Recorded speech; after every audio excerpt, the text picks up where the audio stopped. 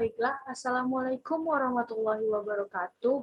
Pertama-tama, perkenalkan nama saya Dea Fani Pasha Almart, BP 2010622025.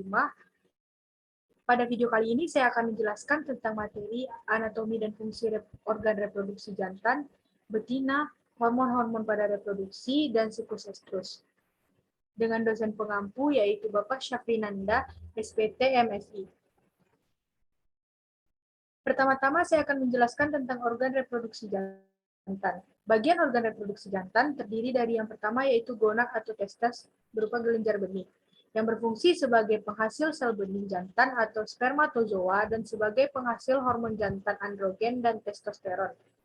Yang kedua yaitu saluran dan kelenjar yang terdiri dari epididymis yang berfungsi sebagai alat transportasi, sebagai konsentrasi, sebagai tempat pematangan spermatozoa, dan yang selanjutnya ada kelenjar yang terdiri dari vesicularis, prostata, dan Cooper. Yang ketiga ada organ reproduksi bagian luar yang terdiri dari penis yang berfungsi sebagai mengeluarkan semen dan urin, dan alat pelindung terdiri dari skrotum dan preputium. Berikut merupakan gambaran organ reproduksi pada hewan ternak jantan. Selanjutnya, organ reproduksi pada hewan ternak betina. Bagian organ reproduksi betina yang terdiri dari yang pertama gonad atau ovarium yang berfungsi sebagai penghasil ovum atau sel telur dan menghasilkan hormon reproduksi. Yang kedua, saluran reproduksi betina yang terdiri dari oviduk atau tuba fallopi yang berfungsi menerima telur yang diovulasi oleh ovarium dan menerima spermatozoa dari uterus. Bagian selanjutnya, uterus terdiri dari satu korpus dan dua kornua yang berfungsi mendewasakan spermatozoa dengan cairan yang dihasilkan pada waktu estrus dan untuk pertumbuhan embrio. Bagian selanjutnya yaitu serviks yang berfungsi menutup lumen uterus supaya tidak memberi kemungkinan untuk masuknya jasarenik makro maupun mikro ke dalam uterus. Bagian selanjutnya yaitu vagina yang berfungsi sebagai alat kopulasi dan tempat sperma dideposisikan. Selanjutnya yang ketiga ada organ reproduksi bagian luar, terdiri dari klitoris dan vulva. Secara embriologi, klitoris homolog dengan penis dan vulva dengan skrotum. Selanjutnya, materi tentang hormon-hormon pada reproduksi. Hormon merupakan zat organik yang diproduksi oleh sel-sel khusus dalam tubuh. Berdasarkan cara kerja hormon dibagi menjadi dua, yaitu hormon reproduksi primer dan hormon reproduksi sekunder. Sedangkan menurut susunan kimia, hormon dibagi menjadi tiga, yaitu hormon protein, hormon steroid, dan hormon asam lemak. Mekanisme kerja pada hormon protein terdiri dari molekul besar dan hormon tidak masuk dalam sel target, sedangkan hormon steroid terdiri dari molekul kecil dan hormon masuk ke dalam sel target. Kelenjar hormon reproduksi terdiri dari yang pertama yaitu hipotalamus. Hipotalamus sendiri berfungsi menerima informasi dari indera, mengintegrasikan dan membagikan serta menyalurkan ke alat yang berkepentingan. Hormon hipotalamus terdiri dari oksitosin, ADH, FSH-RH, dan TRH. Yang kedua yaitu hipofisa.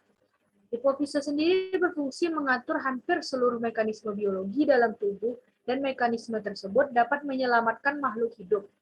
Hipofisa berdasarkan sel saraf terdiri dari dua bagian, yaitu neurohipofisa dan adenohipofisa. Hormon estrogen berfungsi sebagai mengelola alat kelamin betina, sifat keibuan, kebuntingan, kontraksi uterus, dan relaksasi serviks. Hormon progesteron berfungsi mempertahankan kebuntingan dengan menekan kontraksi uterus dan mempercepat ovulasi bersama LH. Materi selanjutnya yang akan saya jelaskan yaitu tentang siklus estrus. Siklus estrus merupakan jarak antara estrus atau birahi dengan estrus atau birahi berikutnya. Estrus atau birahi sendiri ialah saat hewan betina bersedia menerima hewan jantan. Siklus estrus terdiri dari beberapa fase, yaitu yang pertama fase proestrus. Biasanya terjadi dalam waktu 2-3 hari dan merupakan fase persiapan dengan gejala yang terlihat, yaitu perubahan tingkah laku berupa gelisah, diam, perubahan ala-ala reproduksi luar, yaitu peningkatan aliran darah, perubahan ala-ala reproduksi bagian dalam, yaitu pada ovarium terjadi perubahan pada folikel tertier menjadi folikel degraf.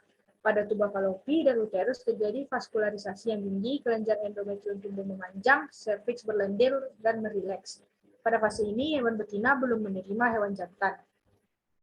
Fase kedua yaitu estrus, berlangsung selama 6-30 jam dan merupakan fase penting dan pada saat ini betina sudah mau menerima jantan.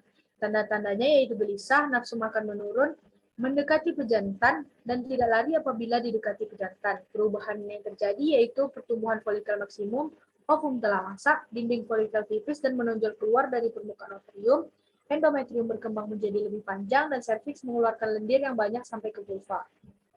Fase ketiga yaitu merestrus biasanya terjadi dalam waktu sampai 1-2 hari. Fase segera setelah estrus berakhir ovulasi terjadi. Gejala estrus masih ada tetapi sudah menolak hewan jantan. Perubahan pada ovarium yaitu terbentuknya korpus hemorrhagicum di tempat folikel degraf. Endometrium menjadi panjang, serviks tertutup, dan cairannya kental. Fase terakhir yaitu fase diestrus yang berlangsung selama 16-19 hari. Merupakan fase dalam siklus estrus yang ditandai dengan tidak terjadinya keguntingan atau tidak ada aktivitas reproduksi pada hewan dan hewan ternak.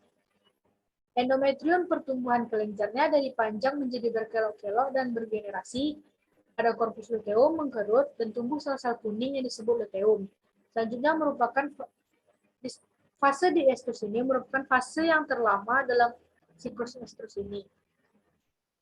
Baiklah, mungkin sekian materi yang bisa saya sampaikan pada video ini. Semoga bermanfaat dan saya mohon maaf apabila banyak kekurangan dan kesalahan. Saya tutup dengan wabillahi taufiq wal hidayah. Wassalamualaikum warahmatullahi wabarakatuh.